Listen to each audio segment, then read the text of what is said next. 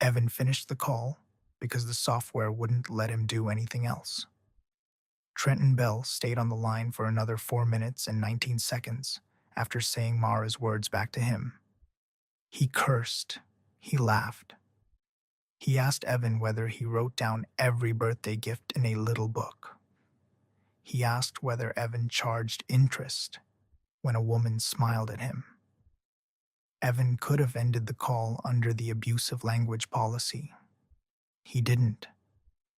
He sat with one hand on the mouse and one hand flat on the desk, listening as if the man on the other end had found a script no one had shown him. The approved empathy card sat under his monitor. I hear how stressful this is. Let's look at options together. I want to help you protect your account. For once, Evan wanted the card to say something true. When Mr. Bell finally ran out of breath, Evan heard ice clink in a glass. "Are you still there?" Mr. Bell asked. "Yes," Evan said. "Nothing to say?" There were many things to say. Most of them were against policy. Several were against human decency, though Evan felt that decency had been taking a lot of liberties with him tonight. He chose the line with the lowest immediate damage. "Your account remains unresolved," he said. Mr. Bell laughed again. "So does yours." Then the call ended. Evan stared at the red box until the queue swallowed it and offered him the next stranger. By midnight, the rain had softened into mist. By 1, it returned harder. By 2, it sounded like someone pouring gravel over the roof. Darlene found him during his last 10-minute break. She carried a clipboard no one needed and a face that had been trained not to enjoy bad news too visibly. "Can we touch base?" she asked. Evan looked at the vending machine. It had taken his dollar and refused to release the pretzels. "I'm in the middle of a theft," he said. Darlene followed his gaze. "Submit a facilities ticket." "I submit myself as evidence?" "Evan?" He turned. She lowered her voice, which meant the conversation was official. "Quality flagged part of your 9:48 call." Of course it had. Bright Harbor couldn't find a duplicate late fee for a widow, but it could locate one bitter sentence inside 6 hours of audio. "Manual flag or automated?" he asked. "Does that matter?" "To the dignity of the machine, maybe." Darlene blinked slowly. "The account doesn't separate responsibility based on who had the harder week." Hearing his own line in her flat voice was unpleasant. It sounded smaller than it had felt. "That wasn't ideal," he said. "No. He was abusive. You know the policy." "I do." "Then you know you had options." Evan almost laughed. It came up wrong, so he swallowed it. Darlene wrote something on the clipboard. "Consider this a documented coaching. Not a formal warning yet." "Kind." "Practical," she said. "Your conversion numbers are strong." He nodded because there was nothing in the room he could win from her. At 2:43, Nisha rolled her chair to his cubicle and set a wrapped cough drop beside his keyboard. "For covering earlier," she said. "The nurse said it's probably viral, so we get to experience the joy of fluids and waiting. Beautiful system. I really do owe you." He looked at the cough drop. Lemon honey. He hated lemon honey. All night he'd been waiting for the phrase to feel good. "I owe you." It didn't. It felt like Mara's face in the rain. "You don't," he said. Nisha paused. "What?" "You don't owe me. It was a callback. That's suspiciously healthy of you." "Don't spread it around. I have a brand." She smiled, but her eyes stayed on him a second longer. "Rough night?" Everyone kept asking that, as if it were a night and not a life. "I've had more elegant ones," he said. She accepted that and rolled back to her station. His shift ended at 3. He retrieved the grocery bag from the break room locker. The damp bottom had torn halfway through, and the blue mug Mara had returned to him had cracked down one side. Not shattered, just ruined in a way that allowed hope for 3 seconds. He stood there with the mug in his hand and felt something in him go quiet. The rideshare app wanted $34 to take him home. Surge pricing, late rain, driver shortage, a tiny market responding efficiently to misery. The bus would cost $2 and leave in 6 minutes. Evan chose the bus. He missed it by 1 minute. The bus pulled away while he was still half a block from the stop, his shoes slapping water from the curb, the paper bag pressed against his ribs. He didn't run after it. There were humiliations with no upside. The next bus came in 41 minutes. Home was a 28-minute walk if he stayed under the main street lights, 22 if he cut behind the strip mall, crossed Juniper Court, and took the service alley between the laundromat and the closed pawn shop. He stood under the bus shelter and looked at the rain running down the glass. 28 safe minutes. 22 wet, uglier minutes. 6 minutes wasn't much. 6 minutes was also the difference between lying in bed with his phone and standing under a plastic shelter, thinking about Mara holding the steering wheel with both hands. Evan took the shortcut. The strip mall looked abandoned at that hour, though technically 3 businesses were open. A 24-hour laundromat buzzed white and empty. A liquor store carried a handwritten sign that said, "Back in 5," in a window full of metal bars. The payday loan office was dark, its poster still promising cash today in sun-yellow letters. He passed all of it with his collar up and the grocery bag hugged under his coat. Halfway down Juniper Court, he heard someone say, "Please, man." Evan stopped. The service alley ahead was narrow and badly lit. Rain dripped from the fire escapes in hard little lines. Beside the laundromat's back door, a delivery bike lay on its side, with its front wheel still spinning. A boy stood near it. Not a child, Evan thought immediately. Teenager, maybe. 18, 19. The boy wore a red insulated delivery bag over one shoulder. A man in a dark hoodie held him by the front of his jacket. Something small and bright sat in the man's other hand. A knife. Evan stepped back before he decided to. His heel landed in a puddle. The sound wasn't loud, but it was loud enough to make his heart kick. The man in the hoodie didn't look over.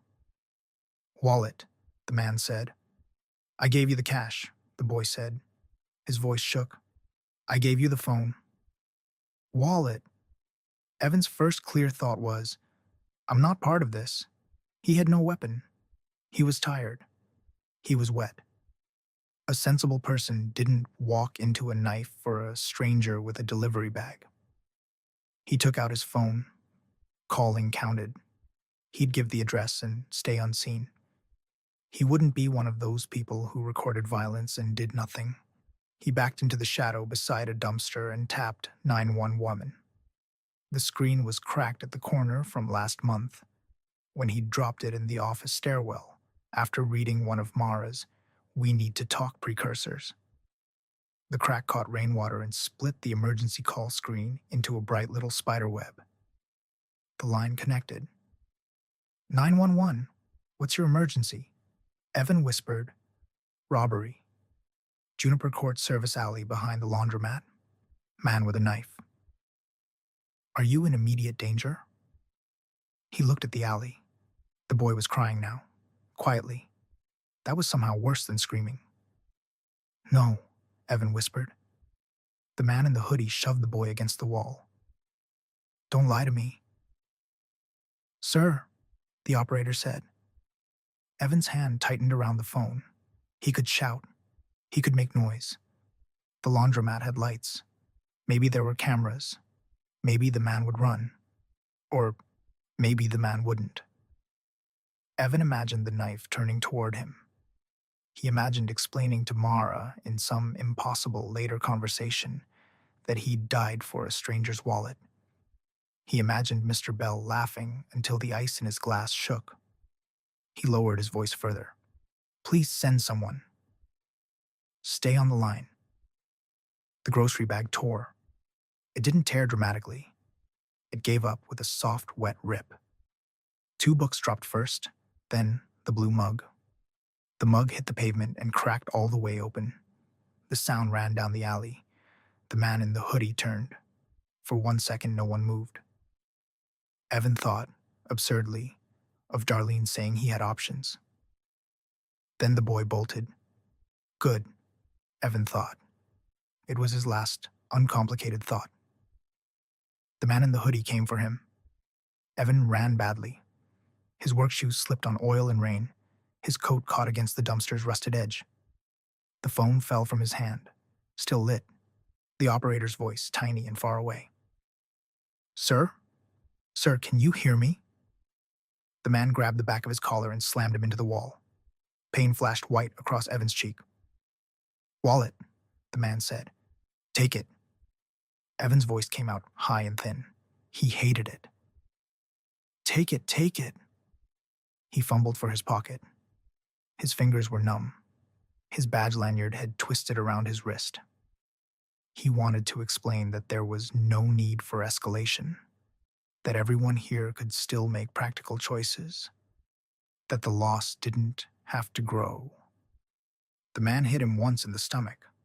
Evan folded. The wallet came free. The man snatched it and stepped back. There. Done. Resolved. Except the boy's delivery bag was still on the ground near the bike. The man looked toward it, then toward the mouth of the alley where the boy had fled. Sirens weren't audible yet. Evan saw the phone glowing near the broken mug. The man saw it too. You called? Evan could have lied. He should have lied. The correct answer was no. The practical answer was no. But he'd spent all night being seen too accurately, and fear made him stupid in a new direction. He was a kid, Evan said. The man stared at him. It wasn't brave. Evan knew that even as he said it. It was late. It was too little. It was the only line he had. But it was a line. The knife moved. At first, Evan felt impact more than pain, a hard pressure below his ribs, then heat, then a strange wet opening inside his coat. The man stepped back, breathing fast, as if Evan had done something unreasonable to him. Evan slid down the wall. The alley tilted. Rain landed on his face. The broken mug lay beside his hand in 2 blue pieces. One book had fallen open in the gutter, pages drinking black water. His phone screen flickered. Help is on the way, the operator said. Sir, stay with me. Evan tried to press his hand to the wound. His fingers slipped. The blood was warmer than the rain, and there was too much of it. The amount offended him. The boy appeared at the alley mouth. No, not appeared. He'd come back. Idiot, Evan thought. The boy stood under the streetlight, shaking, holding a brick in both hands. The man in the hoodie looked from Evan to the boy to the open street beyond. Then he ran. The boy dropped beside Evan. I called too. I called. I'm sorry. I ran. I'm sorry. Evan wanted to tell him to stop apologizing. Not because the boy owed him nothing. Because the apology was taking too long, and Evan couldn't decide what to do with it. The boy pressed both hands over the wound. Pain arrived completely. Evan made a sound he wouldn't have recognized as his own. Stay awake, the boy said. Please. Evan looked at him. The boy's face blurred at the edges. He had acne on one cheek and rain in his eyelashes. A stranger? A saved life, maybe? Or only a delayed injury? Hard to say. Evan tried to say, You don't know me? What came out was air. The sirens started then, far away and getting louder. Too late, he thought. Not bitterly, not even surprised, just accurate. The rain thinned. The alley lights stretched into a long, pale thread. The thread trembled above him, white at first, then red, then black at the edges. Text appeared in the air, not on his phone, not in his mind exactly. In the dark, above his eyes. Terminal receipt account, Evan Vale. Status, closing unsettled credit detected, unsettled debt detected, witnessed harm, 1, delayed aid, 1 life preserved, 1 balance can't be resolved in this jurisdiction, transfer pending. Evan stared at it. He'd have laughed if his lungs still worked. Of course. Of course there was paperwork. The boy was crying over him. The sirens were closer. Someone shouted from the laundromat door. Evan thought of Mara in the rain. He thought of the cough drop beside his keyboard. He thought of the blue mug, broken after all. The receipt burned black. For a moment there was nothing. Then dirt filled his mouth. Evan choked awake on his side, face pressed against cold ground, fingers clawing at soil that smelled of iron and rot. He opened his eyes. His hands weren't empty. They were covered in someone else's blood.